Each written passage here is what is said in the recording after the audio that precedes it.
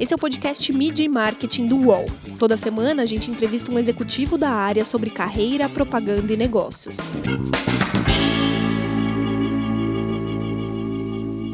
Olá, sejam bem-vindas e sejam bem-vindos ao programa Mídia e Marketing do UOL. Aqui a gente bate um papo com os principais nomes do marketing, da publicidade, do Brasil e do mundo. Eu sou Renato Pesotti e nesta semana a gente recebe o Alexandre Bouza, que é vice-presidente de Consumer do Grupo Boticário. Tudo bem, Alexandre? Prazer estar contigo. Oi, Renato, tudo bem? Prazer também estar aqui com você, com todo mundo que está vendo ou escutando a gente agora. Obrigado pela participação. Cara, o segmento de cosméticos teve um ano de 2020 bem desafiador, né? Principalmente por causa da pandemia e por causa do isolamento social. Mesmo assim, os dados do ano passado indicaram um crescimento nas vendas, né? Então, não foi só álcool e gel e sabonete líquido que vendeu, né? Como que isso foi possível? Bom, acho que primeiro acho que vendemos bastante álcool gel e sabonetes, pelo menos no comecinho, né? A gente teve aquele primeiro impacto de consumidoras e consumidores procurarem produtos que de fato pudessem trazer um pouco mais de segurança naquele momento em que todo mundo estava tentando conhecer um pouco mais a respeito dessa pandemia, né? Mas passado aquele momento inicial, as pessoas começaram a olhar para si e começaram a procurar produtos que pudessem de alguma maneira trazer mais bem-estar para elas e trazer para elas um sentimento de conforto dentro de um ambiente tão eventualmente conturbado. E aí, nesse sentido, produtos de cuidados pessoais, produtos de beleza, perfumaria, são produtos que de alguma forma dão um alento, né? Trazem para as pessoas um sentimento de presença, de cuidado, de autopercepção, né? Então, de certa maneira, eles foram estimulados por isso, eu diria. Óbvio que teve uma questão também de mudança, uma questão econômica, né, de mudança de renda, né? A partir do momento em que houve o auxílio emergencial, a gente teve uma quantidade importante de recursos sendo colocadas na economia e uma parte disso se reverteu para produtos de beleza e de cuidados, mas eu acho que foi essa combinação de um lado, talvez uma parte da população com um pouco mais de renda e de outro, um sentimento de preciso encontrar algo para me fazer me sentir melhor, mais centrado, mais tranquilo no meio de tanta mudança. Se de um lado tinha menos gente na rua, por outro tinha mais gente se maquiando em casa também, né? Sim, com certeza, né? As pessoas acabam querendo se cuidar e esse é um ponto relevante. Talvez mude um pouco o tipo de produto que você usa, né? Então, eventualmente, há produtos em que você tem um uso maior, eventualmente, quando você sai de casa, outros que você usa mais quando você está, eventualmente, dentro da sua casa. Há produtos que você começou a usar mais, por exemplo, se eventualmente você precisava fazer muitos contatos via vídeo. Então, a gente vê que maquiagens que ajudam de alguma forma você a se apresentar melhor no vídeo, né, que eliminem excesso de luminosidade, ou que de alguma forma melhorem o seu olhar, foram bastante bem, principalmente aí depois daquele primeiro susto dos primeiros meses da pandemia no ano passado. No segundo semestre houve uma recuperação importante. O que mais mudou na comunicação, né, da empresa? Lógico que no primeiro momento pensou-se muito em mudar o estilo de publicidade, de propaganda, uma forma diferente de falar com o consumidor, né? Isso já voltou ao planejamento inicial, ou voltou ao trilho, ou você acha que essa mudança que a gente teve do ano passado para cá, principalmente em relação à empatia, vai ser o caminho daqui para frente? Eu acho que a primeira coisa que aconteceu logo depois do impacto inicial da pandemia foi uma revisão importante e uma segurada importante nos investimentos, né? Acho que a grande maioria dos anunciantes fez um movimento de segurar um pouco o investimento e entender a nova situação, do ponto de vista de como o mercado ia se posicionar e da forma como a gente poderia se inserir nele. Acho que também tem uma questão, não só do ponto de vista, obviamente, econômico, de, será como vão reagir às vendas e como a gente pode fazer frente a isso com os nossos investimentos em publicidade, mas também de captar um pouco mais qual que era o momento dos consumidores. Eu acho que aí teve uma coisa legal. E aí eu posso falar um pouco mais sobre o que a gente fez aqui, por exemplo, no Boticário, né? Logo no início, né, de quando as pessoas ainda estavam falando muito sobre como se comportar, o que fazer para poder se proteger, uma das primeiras coisas que a gente fez, logo nos primeiros fins de semana em que a gente trouxe comunicação ao ar, a gente fez uma substituição das campanhas como elas estavam originalmente, por campanhas que falavam sobre a importância de você ficar em casa, que naquele início era um aspecto muito relevante se falar, olha, puxa, vamos ficar em casa, vamos tentar cuidar de si próprio, cuidar das pessoas que a gente ama, cuidar do nosso coletivo. Então, acho que isso foi um ponto importante, uma segurada, reorganizar do ponto de vista tanto de investimentos, mas também do ponto de vista de mensagem, né, do que a gente deveria estar falando para criar essa conexão com o mundo que os consumidores estavam sentindo naquele momento. E eu acho que depois disso, obviamente, teve uma revisão de planejamento de investimentos, buscando investimentos que fossem mais apropriados para essa nova realidade de consumidores que muitas vezes acabaram ficando mais em casa, eventualmente utilizando mais os meios digitais para poder se comunicar e se relacionar com seus amigos, com suas redes de contatos, e também, por exemplo, vendo mais televisão, né, que foi também um aspecto interessante que aconteceu no ano passado, né, aumentou a audiência de canais de TV, aumentou a audiência de TV por assinatura e aumentou o uso de redes sociais, né. E, enfim, então foi um pouco em cima disso que a gente tentou se reordenar ao longo desse ano.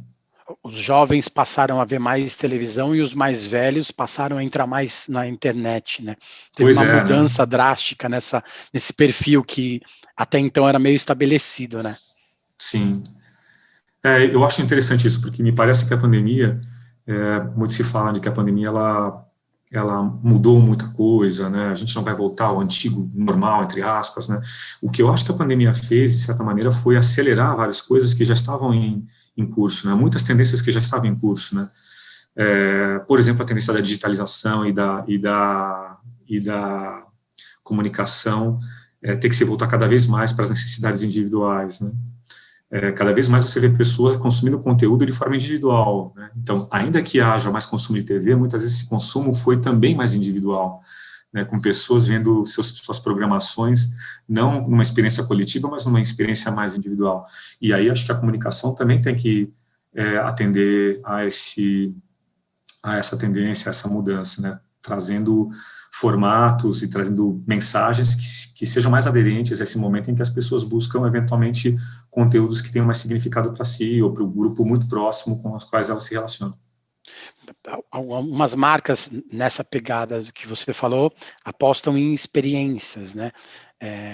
O consumidor ele não quer mais só ir lá e comprar um produto, levar para casa e acabou. Ele quer a solução para um problema dele, né? Como que é essa inovação dentro do Boticário, do Grupo Boticário? É mais fácil hoje criar novos produtos e isso daqui para frente vai ser mais fácil ainda? Poxa, criar novos produtos é sempre um desafio, porque o que a gente busca fazer aqui no Boticário é de garantir que a gente esteja tentando endereçar necessidades bastante concretas, tangíveis dos consumidores. Isso nem sempre é muito fácil de você conseguir chegar, né? Então, por exemplo, quando você busca endereçar uma necessidade de conforto através de uma fragrância, que tipo de fragrância que você vai escolher para poder garantir isso? Né? É diferente, por exemplo, de quando você está buscando endereçar uma necessidade de, por exemplo, de reenergização.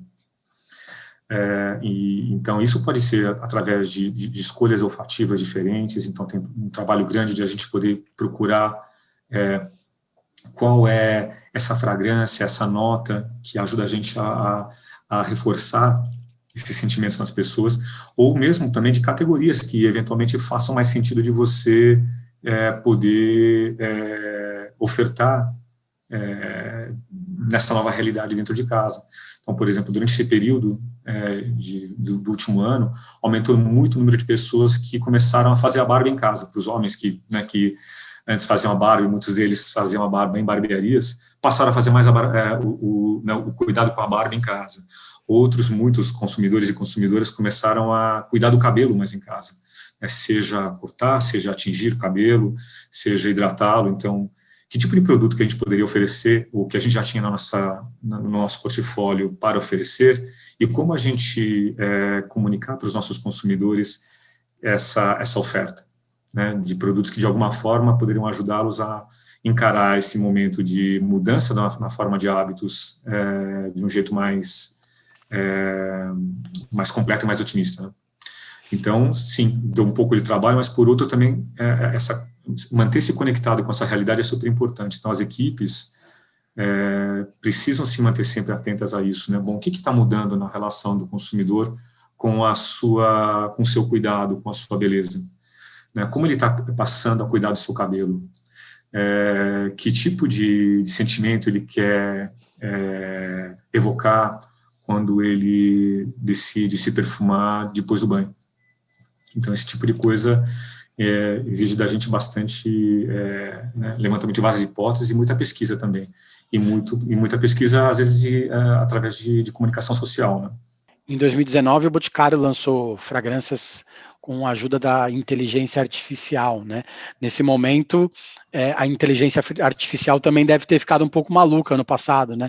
Para saber o que o consumidor queria ou não, né? Como que entra a inteligência humana nessa situação de apontar qual é o melhor caminho para a empresa, na verdade? Poxa, é fundamental. Acho que é óbvio que a gente vive um mundo em que a gente tem muito mais acesso a informações de vendas, informações de consumo, informações de hábitos de consumo de conteúdo, das pessoas. Mas é fundamental, ainda assim, para poder desenvolver produtos e desenvolver comunicação, que você tenha profissionais que estejam lá conectados, de fato, com seus clientes. De fato, se preocupando em saber, bom, o que a minha consumidora precisa quando ela busca cuidar da sua pele, né? O que, de fato, um consumidor procura quando ele quer presentear a sua namorada ou presentear a sua mãe. E aí tentar construir, a partir disso, conjuntos de produtos e comunicações aderentes a essas necessidades, que mudaram bastante, né? Então, muitas pessoas, por exemplo, deixaram de presentear fisicamente suas mães no último ano, né? Então, como que a gente podia responder a isso de um jeito legal, de um jeito que continuasse a manter um pouco da magia do presente, que é você poder demonstrar para outra pessoa: eu estou aqui de verdade, pensando em você, né? A palavra presente já vem disso, inclusive, né? Estou aqui presente para te mostrar o meu afeto por você, né? Como a gente consegue fazer isso no mundo em que o presente deixa de ser um presente real e passa a ser um presente virtual, né? Então, acho que construir produtos e comunicações nessa realidade foi algo que exigiu sair um pouco dos dados e ir um pouco para essa percepção e se conectar com isso, né? Porque acho que muitas vezes o que acontece também e a gente viu isso no mercado, né? Eventualmente marcas ou negócios que de alguma forma não pareciam estar conectados com a realidade das pessoas nesses meses, né? Então, acho que o cuidado importante é de nunca se desconectar de quem de fato é seu consumidor, é seu cliente, né? Você falou nesse momento de estar conectado com o cliente, né? Falando de propaganda especificamente, o Grupo Boticário e suas marcas são bem ousados nas campanhas, né? Do ponto de vista mais tradicional. As marcas sempre abordam diversidade, abordam novas formas de amor. Como que é ser desafiador, ser ousado, sem poder perder consumidor, né? Isso também mexe no ponteiro de vendas. Como que vocês analisam até quando vocês podem ir, até onde vocês podem ir, ou vocês acham que vocês têm que ir mesmo, independente do que acontecer depois? Acho que eu acredito que toda marca e todo negócio, obviamente, tem uma responsabilidade de negócio, né, com seus acionistas, enfim. Então, a gente tem que fazer frente a um plano de negócios. Mas eu acredito de verdade que marcas vencedoras são marcas que conseguem aliar essa busca por resultados de negócio com responsabilidade social. Então, me parece que as marcas mais bacanas, as que a gente, né, com certeza vai elencar aí como as marcas que vão perdurar ao longo do tempo, são aquelas que conseguem estabelecer com as pessoas, né, relações não só de consumo imediato, mas relações de longo prazo, né? E por conta disso, me parece que um aspecto importante que eu tento trabalhar muito aqui com o time dentro do Boticário é a ideia de que a gente é uma marca que, ao mesmo tempo, é muito democrática, porque falamos com muitas pessoas, né? A gente tem mais de quase 4.000 lojas, mais de 1.700 cidades em que a gente está presente com lojas físicas, né? Então, a gente fala com pessoas de diferentes geografias, de diferentes condições socioeconômicas, e eu acho que, por conta disso, a gente precisa ter mensagens que sejam acessíveis a essa diversidade, né? Por outro lado, a gente não pode abrir mão de falar sobre coisas que são responsáveis, né? E eu acho que a gente, além de ter, obviamente, essa responsabilidade, a gente também tem um ponto de fala, né? Um lugar de fala, para usar uma frase que eu acho muito relevante, que é importante, né? Uma marca que tem 44 anos de vida, que esteve presente na vida de muitas pessoas desde a infância, que acompanhou a adolescência e a juventude de muitas pessoas, ainda acompanha, né? Acompanha em momentos de conexão, de felicidade, como um presentear, quando você se perfuma para poder encontrar aquela garota ou aquele cara que você quer muito impressionar, né? É uma marca que, de alguma maneira, tem condições de poder falar com as pessoas com um grau de confiança e intimidade razoável, né? Obviamente respeitoso, mas razoável. E eu acho que, por conta disso, a gente vê que a gente tinha essa responsabilidade de poder pegar e avançar em alguns temas que eram relevantes na nossa sociedade, que eventualmente eram pouco tratados ou pouco trazidos à luz, né, de uma forma que fosse, ao mesmo tempo, acolhedora, mas questionadora, né? Eu acho que esse também é um outro aspecto que é relevante, né? Não me parece que o objetivo das marcas é de ser aqui uma marca manifesto, uma marca para apontar o dedo sobre o que está errado, né? Mas é de mostrar para as pessoas que a gente coletivamente tem condições de poder evoluir como grupo, como sociedade, enfim. E eu acho que nesse sentido é que se encaixa um pouco a comunicação do Boticário dos últimos anos, né? Foi uma comunicação que procurou mostrar que o importante é o amor e não se questionar a forma de amor, né? Que todas as formas são válidas, por exemplo, né? Menos a de se colocar como defensor, por exemplo, da causa LGBTQ, que eu acho que é relevante e é super importante, mas mais para se colocar sobre um questionamento que me parece mais anterior e mais fundamental, né? Sobre a importância do amor, da importância da gente respeitar as relações das pessoas, as relações que as pessoas se estabelecem, por exemplo, em relação a isso, né? Ou em um tema, por exemplo, como a questão da igualdade racial, né? Que foi também um tema que a gente trouxe, e trouxe de verdade sem ser algo que a gente incentivasse ou tivesse necessariamente como ponto focal de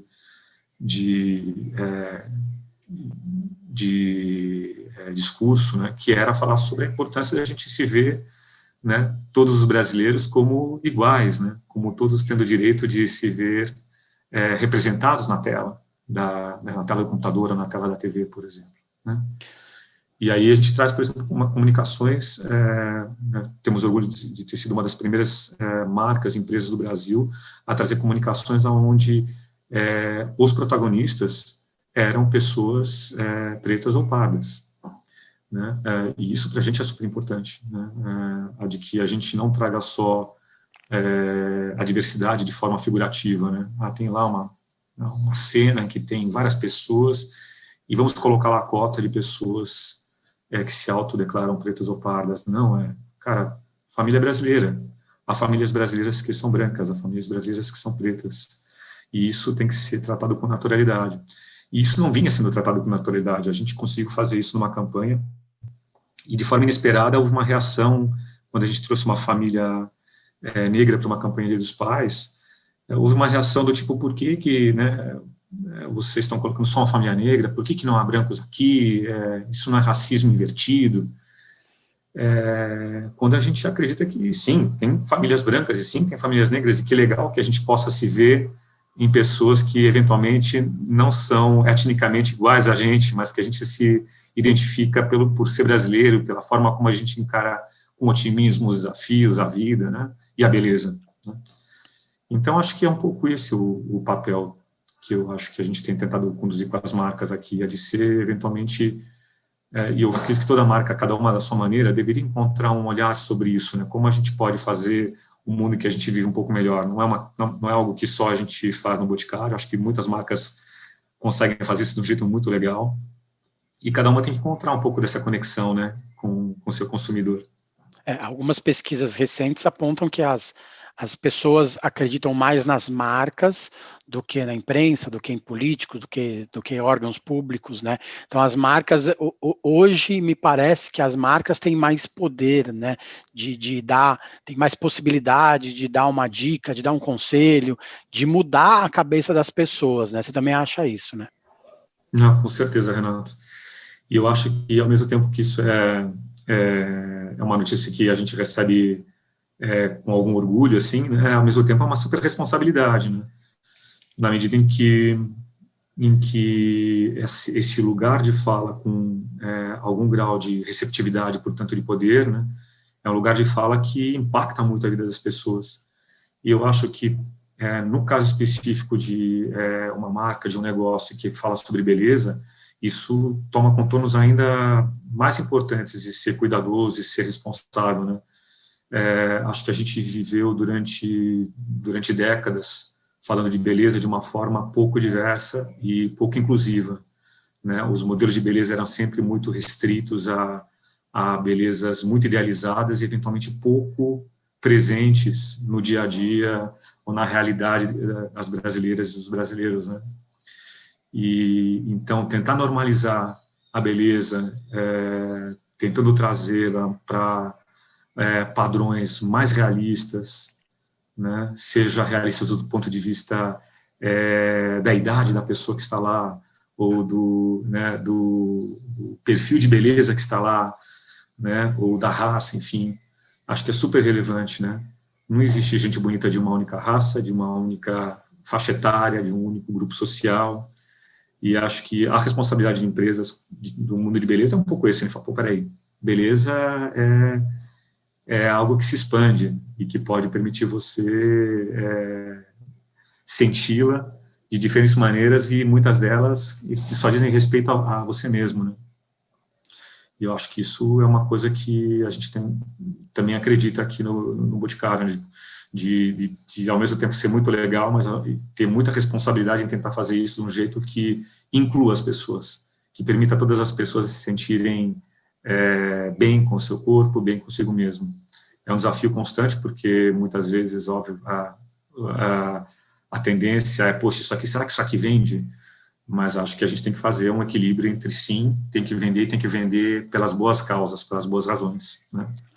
Acho que o grande conselho, a grande dica é essa, né? Temos que vender pelas boas razões de qualquer forma. A gente vai para o break e a gente já volta. Enquanto na rua o comércio tem hora para fechar, na internet ele continua sempre aberto. E agora você pode abrir o seu negócio ou levá-lo para a internet com toda a facilidade, experiência e segurança do UOL. Chegou o UOL Meu Negócio. Com ele, você tem o criador de sites e a loja virtual para começar a crescer na internet. Faça como milhares de clientes. Acesse agora mesmo uol.com.br/meunegócio e leve o seu negócio para a internet. UOL Meu Negócio, apoiador oficial do seu sonho. Voltamos. Essa semana a gente recebe o Alexandre Bouza, que é vice-presidente de Consumer do Grupo Boticário. Ale, esse seu cargo tem muito a ver com o que a gente vai falar agora, né? Os anunciantes, eles precisam batalhar cada vez mais pela atenção do consumidor, né? As empresas disputam espaço na cabeça das pessoas com outras marcas do mesmo setor, com marcas de outros segmentos, com empresas de entretenimento, com canais de streaming que se multiplicam, né? É muita coisa para a cabeça de um consumidor só, né? Como que é trabalhar para se mostrar melhor, é mais importante e fazer com que essa pessoa escolha a sua marca para comprar naquela hora que ela desejar um produto? Poxa, acho que isso é uma das partes mais legais do trabalho dos profissionais de marketing, né? De poder encontrar esse lugar ao sol aí, poder fazer com que suas mensagens, seu conteúdo, de alguma forma, gere engajamento, né? Eu acho que, bom, enfim, é um super desafio, né? As pessoas estão claramente cada vez mais sendo impactadas, estimuladas por diferentes meios, né? Obviamente, né, toda a comunicação que chega através dos celulares, ela ganhou um contorno muito mais intenso nos últimos anos, mas toda a mídia digital, de uma forma geral, ganhou muita força, né? O que não reduz a importância de outros meios, né? Como, por exemplo, a televisão ou o meio outdoor, que também é um meio da comunicação que está aí, né, presente na rua, por exemplo, que é muito relevante também, dependendo da situação. Eu acho que talvez as coisas mais relevantes que a gente procura levar em conta são, primeiro, existe, e dado que as pessoas vão escutar muitas coisas ou vão ver muitas coisas, né, existe uma conexão da sua mensagem com aquele momento em que a pessoa é impactada pela sua mensagem, né? Você procura falar de um tema que naquela hora é relevante para a pessoa. Acho que essa talvez seja uma primeira questão importante, né? Se você vai falar com uma pessoa, por exemplo, dentro de um metrô, aquela mensagem tem que ter uma conexão com ela, que eventualmente é diferente da comunicação que eu deveria passar para a pessoa quando ela está, por exemplo, passando pela sua rede social depois do jantar, ou durante o jantar, né? Então, que tipo de comunicação você deveria fazer para uma pessoa num horário em que ela está envolvida com estudos ou com trabalho, ou num horário em que ela está, eventualmente, descansando no fim de semana? Então, fazer essa adequação da comunicação com o tempo, acho que é super importante. Acho que a segunda coisa importante é entender que as pessoas são diferentes e que elas têm diferentes interesses e formas de encarar o mundo. Então, criar comunicações que são voltadas para conjuntos de pessoas que compartilham os mesmos interesses é fundamental. Acho que durante muito tempo a comunicação ela foi muito segmentada, e até por conta da dificuldade de fato de você fazer isso num meio menos digital, era muito segmentada por sexo e por faixa etária, e eventualmente por renda. E eu acho que cada vez mais vai ser menos importante a orientação sexual, a identidade de gênero, ou a faixa de renda, ou a idade, né? Cada vez mais vai ser importante pensar o que move essas pessoas, esse conjunto de consumidores, né? E eu acho que, nesse sentido, todo esforço que as empresas fazem no sentido de poder captar e organizar informações sobre consumidores, e sempre dessa forma agregada, né, para poder respeitar a lei de proteção de dados, ela busca tentar agregar e juntar conjuntos de consumidores que compartilham do mesmo interesse, né, independente da idade, né? Então, pessoas que compartilham o interesse pela barba, independente de você ter 20 anos de idade, 40 ou 60 anos de idade, né? Pessoas que estão preocupadas em se sentir bonitas, né? Independente da faixa etária, porque todas as idades podem, né, ser momentos de beleza, né? E por aí vai. Então, acho que aí, tentando encontrar, obviamente, temas, né, você pode ser tão específico quanto você puder imaginar. Então, vou procurar pessoas que querem usar maquiagem enquanto fazem atividade física. Né? Que tipo de construção de target você quer fazer e que tipo de produto você tem para oferecer para ela nesse momento. Né? Então, acho que isso é uma coisa legal. Se eu estiver falando, né, sobre uma maquiagem que a gente está lançando nesse momento, inclusive, uma maquiagem que ela é feita para esportistas, né, uma maquiagem de make-up. Então, uma maquiagem que é feita para aquela pessoa que está disposta a usar uma maquiagem que é resistente ao suor e à umidade, à chuva. Poxa, eu tenho que falar em fóruns, ou em lugares, ou em momentos em que as pessoas estejam dispostas a escutar isso e falar, poxa, isso aqui é para mim. Né? Então, acho que esse talvez seja o segundo ponto de conexão, né? E o terceiro, obviamente, é a digitalização, né? Na medida em que a gente consiga usar cada vez mais meios digitais, e isso independe de você estar falando só de internet, né? Então, cada vez mais a TV é digital, cada vez mais as interações físicas passam a ser digitais, com o uso de Bluetooth, por exemplo. Você consegue estar cada vez mais digitalizando essa informação e agregando as pessoas em torno de interesses comuns, né? Então, acho que é um pouco isso que tem sido o desafio de todo mundo que trabalha em comunicação e inovação de produtos. Você falou da fragmentação da mídia de um lado, do uso de dados do outro, né? No meio disso tudo tem a criatividade.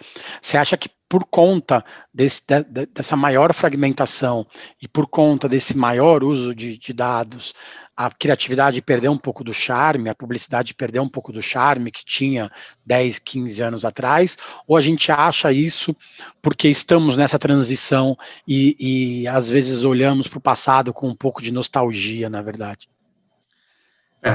Eu sou um fã incurável da propaganda criativa, né? Acho que a gente nunca vai abrir mão de algo que desperte atenção, que nos faça sentir algo, que nos conecte de um jeito não racional, né? É óbvio que me parece que os consumidores, nos últimos anos, por conta da digitalização, passaram a adotar hábitos cada vez mais racionais nas suas decisões de compra. E eu acho que a pandemia, inclusive, acelerou isso, né? Esse processo de, deixa eu buscar aqui para ver o produto que eu quero, quem fala sobre ele, por que fala sobre ele, quais as razões para isso, deixa eu ver onde está o melhor preço, enfim, né? Então, tem toda uma tendência que leva cada vez mais os consumidores a, eventualmente, racionalizar suas decisões. Por outro lado, acho que existe muito de você poder ter um stand-out, você poder chamar a atenção das pessoas e gerar uma conexão com elas para o seu produto ou para a sua marca, porque você conseguiu falar de um jeito que tocou a alma, tocou o coração da pessoa de um jeito diferente, né? Seja porque você usou humor, seja porque você usou sentimentos, seja porque você falou algo que fazia mais sentido para aquela pessoa e de um jeito criativo, né?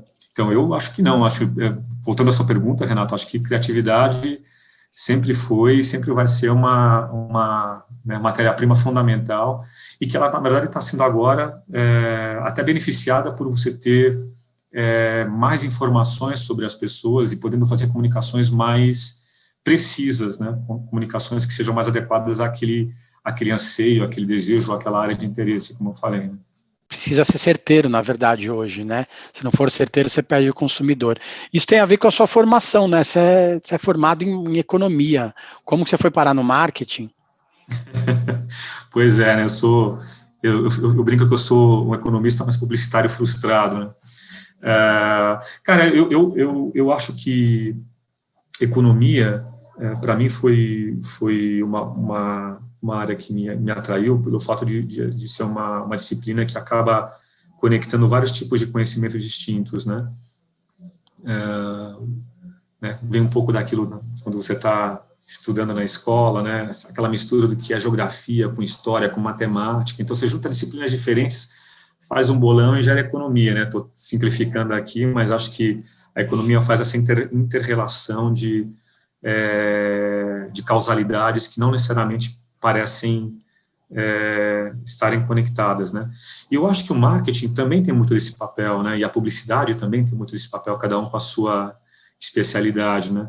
a de você poder interpretar tendências de consumo, tendências de renda, momentos de sociedade, momentos culturais, fazer a conexão disso e tentar fazer disso algo que faça sentido para as pessoas e que elas se impactem de um jeito engajador, né? Então, eu vejo bastante conexão, na verdade, né? Os meus amigos publicitários vão estar, nesse momento, querendo me matar aqui de querer falar que publicidade e economia tem muito a ver, né? Mas eu acho que no fundo, tem essa conexão de coisas muito distintas, né? Em publicidade, você trabalha com psicologia, trabalha com comunicação, né? Você trabalha com marketing, né? Então, você trabalha com disciplinas diferentes que, de alguma forma, se interconectam, né? Então, acho que é um pouco isso que me levou para o marketing. Acho que essa possibilidade de trabalhar com interdisciplinaridade em torno de uma coisa muito concreta, que é engajar as pessoas em torno de sentimentos ou de necessidades. Aproveitando isso que você está falando, alguns anos atrás se dizia que os VPs de marketing, os vice-presidentes de marketing, eles estavam perdendo um pouco de espaço dentro das empresas, né? O marketing não era tão mais importante dentro do board das companhias. De uns 2, 3 anos para cá, isso mudou, né? E agora, depois da pandemia, talvez o marketing tenha colado ainda mais nos CEOs, né? O que você acha dessa nova forma de se fazer publicidade também? Empresas e marcas que querem continuar na frente, querem continuar na vanguarda dos seus mercados, elas precisam estar constantemente mantendo os olhos muito abertos para os seus consumidores, para poder trazer produtos que, de fato, conversem com as necessidades deles naqueles momentos, né? ou nessa evolução. Todos nós aqui, né, com certeza, vivemos uma vida hoje muito diferente da que a gente vivia 2 anos atrás, e muito diferente da que a gente vivia 5 anos atrás. E isso são tempos relativamente curtos, assim, 2 anos atrás, coisas que estão sendo lançadas hoje no mercado, e eu nem falo de áreas de alta tecnologia, né, mas mesmo nas áreas de consumo, coisas que estão sendo lançadas hoje foram gestadas nas empresas há, no mínimo, 1 ano, talvez 1 ano e meio atrás, né? Então, os produtos que o Boticário está lançando agora, com certeza foram gestados, foram desenhados a questão na média, entre 1 ano e meio atrás, pelo menos, né? Então, você manter equipes que podem estar constantemente conectadas com isso, garante para você ou para a sua empresa uma vitalidade muito grande e um frescor que permite você estar de fato, gerando novidade, gerando movimento, gerando atenção de consumidores, gerando fluxo para os seus canais de vendas, né? Então, eu diria que, assim, óbvio que tem toda uma tendência de que a gestão de dados e a capacidade de poder transformar dados em ações concretas de criação de produtos, de criação de comunicações sob medida, ela tem ajudado a dar para os profissionais de marketing mais espaço dentro das organizações.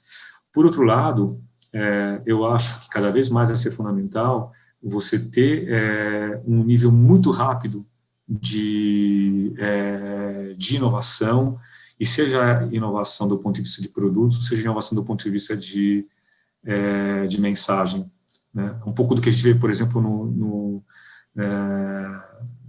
outro mundo, né, que é o mundo da música, né? Hoje em dia, quanto dura um sucesso, né? Por quanto tempo uma música fica no ranking das músicas mais tocadas em uma playlist? Isso tem evoluído muito rapidamente, né? Você tem visto cada vez mais essa evolução e essa troca muito frequente, porque os consumidores estão dispostos a experimentar muito mais e a, eventualmente, trocar muito mais nesse momento de rever a sua experiência. Então, você ter equipes fortes que estão atentas a essas mudanças dos consumidores e estarem oferecendo a eles produtos e comunicando esses produtos de um jeito muito atualizado, muito presente, é fundamental. Então, eu diria que, assim, a tendência recente é uma tendência de você ter um espaço de recuperação aí da influência voltada principalmente para essa questão do uso de dados e do marketing digital, mas acho que ele vem no bojo dessa tendência maior, que é a de fazer com que as pessoas, de fato, se conectem com produtos e comunicações num mundo em constante mudança e que você precisa atender de um jeito mais relevante a todo instante. Né? Se antes as pessoas eram fiéis a você ou ao seu produto por um certo espaço de tempo, com certeza esse espaço de tempo tem diminuído. Né? Então, Legal. Isso é importante. As pessoas, elas são leais às marcas, mas elas estão mais abertas a trocar, né, a experimentar novas coisas, tem essa, né? Sim, sim. Quem que te inspira hoje?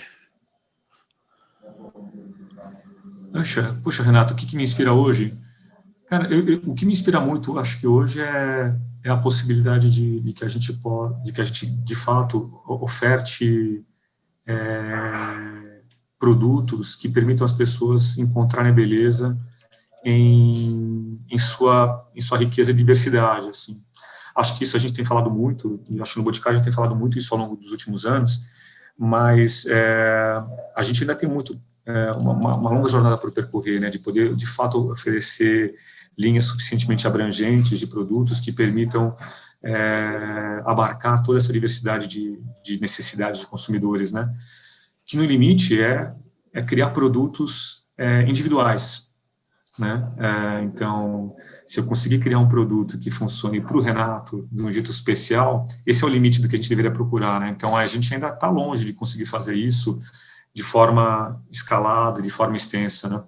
Já há iniciativas nesse sentido, né, por exemplo, a gente tem uma iniciativa de criar perfumes individuais na nossa loja Conceito aqui em Pinheiros, né, na Rua dos Pinheiros, mas ainda é algo que a gente faz de forma bastante artesanal, né, usando até algoritmos, mas de uma forma bastante localizada, com informações que a gente ainda está construindo.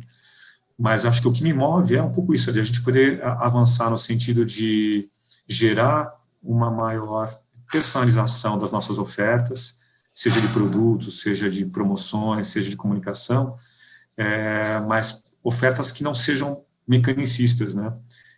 Não sejam coisas que sejam presas só a números, né? Que elas possam, obviamente, usar os números, mas serem abarcadas por conhecimento, por intuição, né, por qualidade estética. Então, acho que isso que me move, como a gente conecta cada vez mais essa quantidade de informações que a gente tem, essa avalanche de informações que a gente tem tido acesso nas grandes empresas, com essa necessidade cada vez mais urgente dos consumidores de encontrar produtos que funcionem para si próprios. Então, acho que isso é o que me move hoje, encontrar um pouco desse desafio profissional, assim.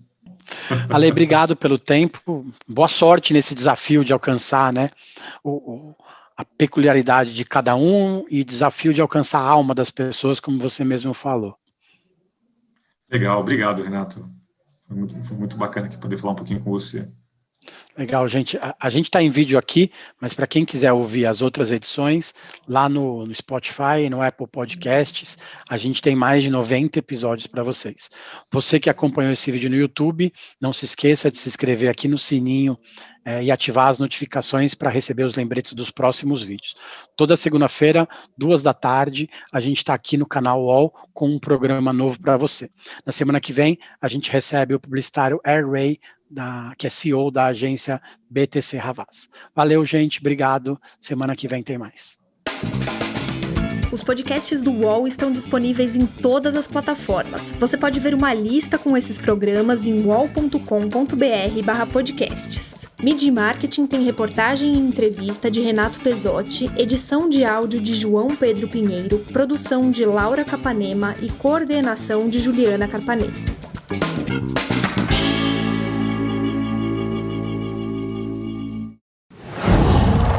UOL.